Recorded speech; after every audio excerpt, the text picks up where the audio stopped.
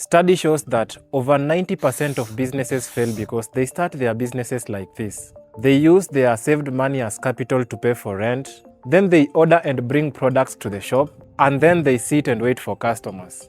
After some time they realize nobody is coming to buy. And so what do? They start chasing for customers. They have now entered in a never-ending trap that is going to cost their emotion, time, and energy.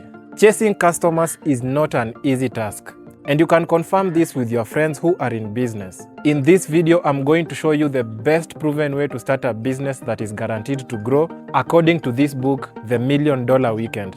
It is a very good book that many successful people confess that it has really helped them in starting and growing a business. The best way to start building a business is not to try and build a product and then later on you come and look for customers. We have seen that this is the trap that makes over 90% businesses fail. So instead, what do? You reverse engineer the whole process. You start with the marketing before even building the product. So you're going to use this framework. It is only 3 questions. The first question is, who are the people you want to serve? Is it small business owners? Is it women over 40 years? Is it busy moms? Is it stay-at-home moms? You have to be specific on this. Your answer will depend on your knowledge, expertise, passion, or experience. After carefully analyzing that and answering the first question, you go to the second question. Do they have money? Can they actually afford your product? Because you don't want to make a mistake many business people make.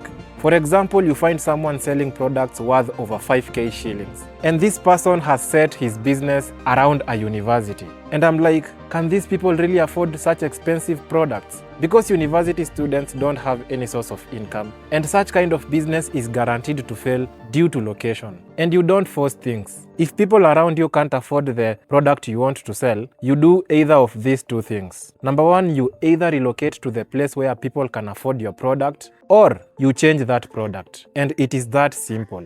After that second question, now you enter into the third question, which is very important. You ask yourself, what problems do they have? And there is no guesswork here. You have to verify these problems. And how do you verify them? Number 1 is by keen observation on how these people carry themselves in their own environment. Number 2 is direct asking. Like you go to your target consumers, you start asking them one by one what problems they undergo. Because you might think that this is the problem, and then after setting up the business, you come to realize you are wrong. So there's no guesswork here. You really have to go and ask them. Make sure you get as many responses as possible. After that, now you prove your idea. And you can only prove your idea with money. If they can pay you before they get the service or product, that means it is a good idea and they really want their problem to be solved. So you are going to go ahead and implement that business idea. To give you my personal example, when I reached 10k followers on TikTok in a very short amount of time, I decided to plan a workshop in which I'll be teaching business people on how to grow their accounts faster on TikTok, just like I did. So nikaenda pale TikTok nikawaambia that after 3 weeks niko na workshop in which nitakuwa nafunza wanabiashara on how to grow their accounts faster like I did. And guess what? 11 people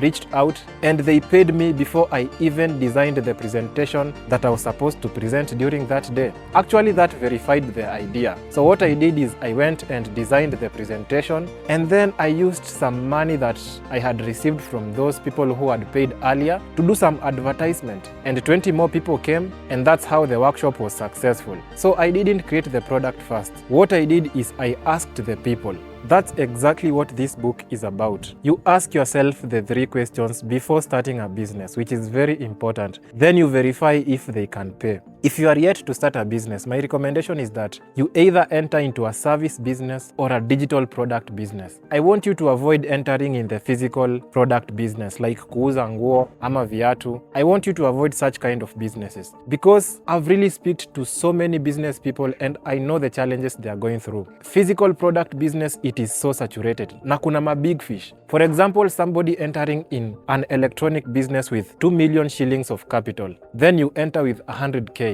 Do you think utawahi fikia huyo mse wa 2 million shillings? In fact, atakuwa anafanyia watu madiscounts zenye wewe hauwezi fanya, kwa sababu ukizifanya utaenda hasara, kwa sababu mzigo yako ni ndogo. Hii ndio inakuanga shida ya physical product. It is so much saturated na kuna mabig fish wenye wanaharibu market. So my recommendation is you start a service business and then you brand yourself, you differentiate yourself. Or digital products, if you can provide value, if you can educate somebody, if you can solve people's problem, if you can teach, if you can coach, go for digital products. Yeah, so that is it, my friends. Remember to support me by liking the video and subscribing to the channel, and I promise to do my best to help you grow.